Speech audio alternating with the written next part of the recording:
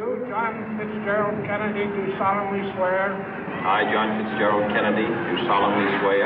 That you will faithfully execute the office of President of the United States. That I will faithfully execute the office of President of the United States. And will, to the best of your ability. And will, to the best of my ability. Preserve, protect, and defend the Constitution of the United States. Preserve, protect, and defend the Constitution of the United States. So help you God. So help me God.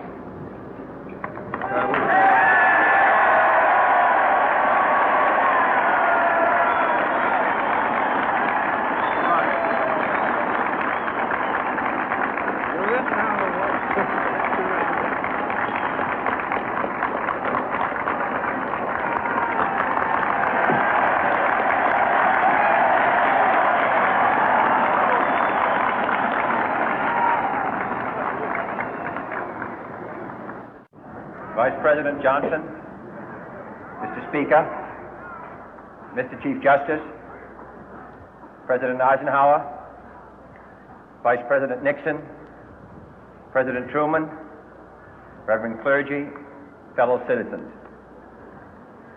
We observe today not a victory of party, but a celebration of freedom, symbolizing an end as well as a beginning, signifying renewal as well as change. For I have sworn before you and Almighty God the same solemn oath our forebears prescribed nearly a century and 3/4 ago. The world is very different now, for man holds in his mortal hands the power to abolish all forms of human poverty and all forms of human life. And yet the same revolutionary beliefs for which our forebears fought are still at issue around the globe. The belief that the rights of man come not from the generosity of the state, but from the hand of God. We dare not forget today that we are the heirs of that first revolution.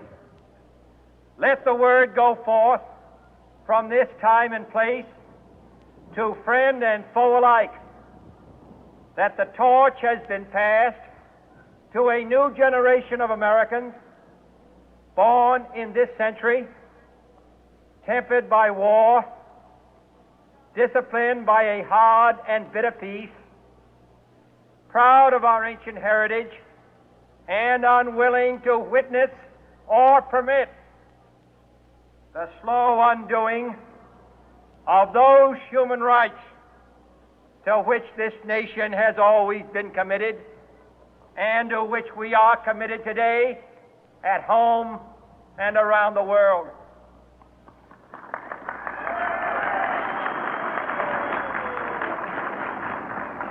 Let every nation know, whether it wishes us well or ill, that we shall pay any price, bear any burden, meet any hardship, support any friend, oppose any foe to assure the survival and the success of liberty.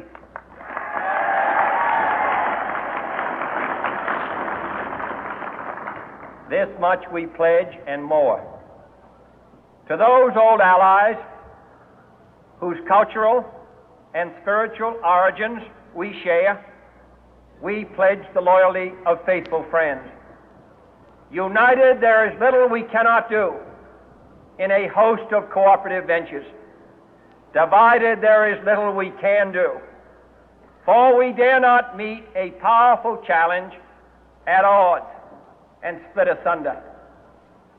To those new states whom we welcome to the ranks of the free, we pledge our word that one form of colonial control shall not have passed away merely to be replaced by a far more iron tyranny. We shall not always expect to find them supporting our view, but we shall always hope to find them strongly supporting their own freedom, and to remember that in the past, those who foolishly sought power by riding the back of the tiger ended up inside.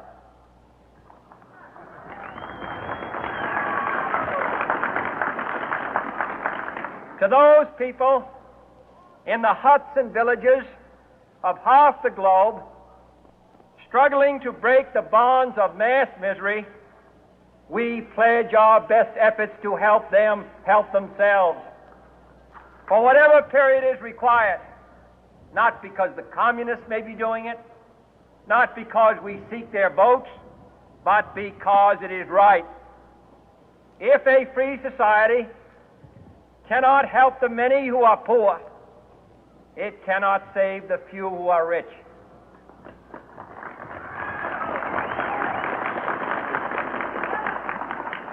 To our sister republics south of our border, we offer a special pledge to convert our good words into good deeds, in a new alliance for progress, to assist free men and free governments in casting off the chains of poverty.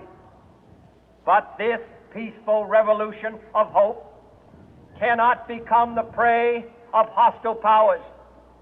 Let all our neighbors know that we shall join with them to oppose aggression or subversion anywhere in the Americas.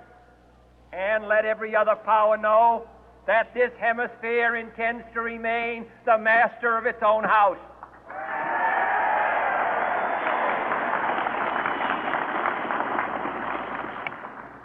To that world assembly of sovereign states, the United Nations, our last best hope, in an age where the instruments of war have far outpaced the instruments of peace, we renew our pledge of support to prevent it from becoming merely a forum for invective, to strengthen its shield of the new and the weak, and to enlarge the area in which its writ may run. Finally, to those nations who would make themselves our adversary, we offer not a pledge, but a request that both sides begin anew the quest for peace. Before the dark powers of destruction, unleashed by science, engulf all humanity in planned or accidental self-destruction, we dare not tempt them with weakness, for only when our arms are sufficient beyond doubt can we be certain beyond doubt that they will never be employed. But neither can two great and powerful groups of nations take comfort from our present course, both sides overburdened by the cost of modern weapons, both rightly alarmed by the steady spread of the deadly atom, yet both racing to alter that uncertain balance of terror that stays the hand of mankind's final war. So let us begin anew, remembering on both sides that civility is not a sign of weakness, and sincerity is always subject to proof. Let us never negotiate out of fear, but let us never fear to negotiate.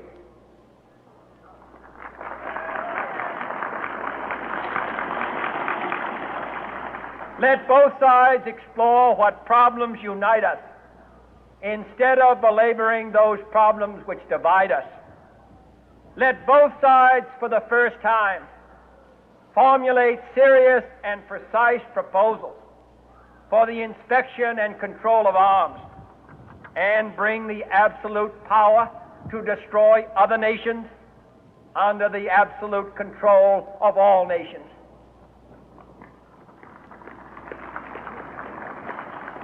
Let both sides seek to invoke the wonders of science instead of its terrors. Together, let us explore the stars, conquer the deserts, eradicate disease, tap the ocean depth, and encourage the arts and commerce.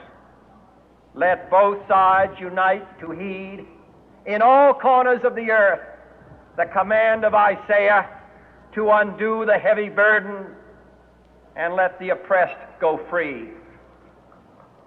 And if a beachhead of cooperation may push back the jungle of suspicion, let both sides join in creating a new endeavor, not a new balance of power, but a new world of law, where the strong are just and the weak secure and the peace preserved.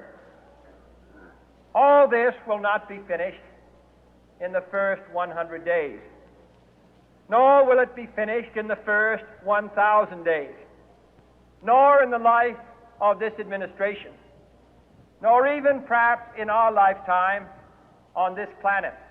But let us begin.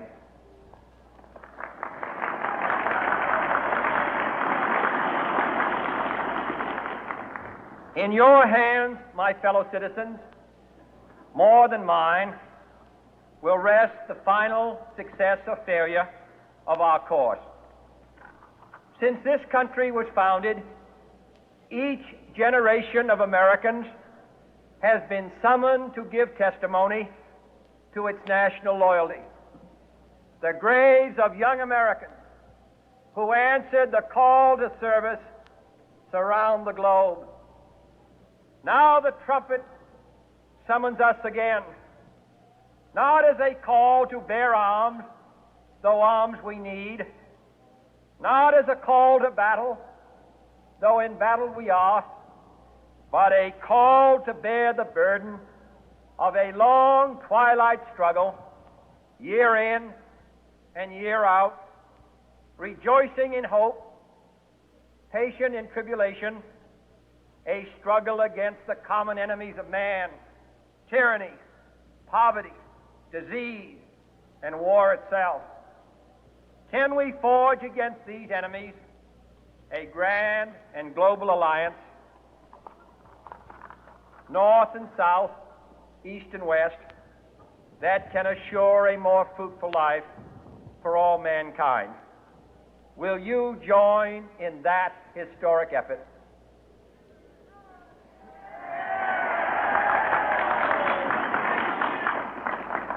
In the long history of the world, only a few generations have been granted the role of defending freedom in its hour of maximum danger.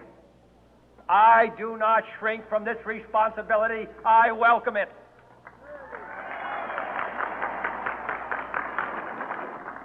I do not believe that any of us would exchange places with any other people or any other generation.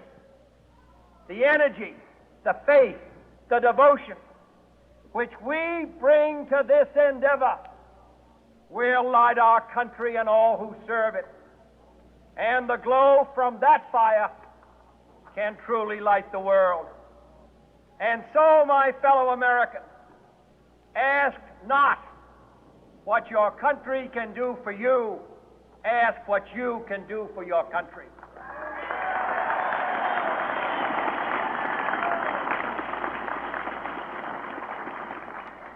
My fellow citizens of the world, ask not what America will do for you, but what together we can do for the freedom of man.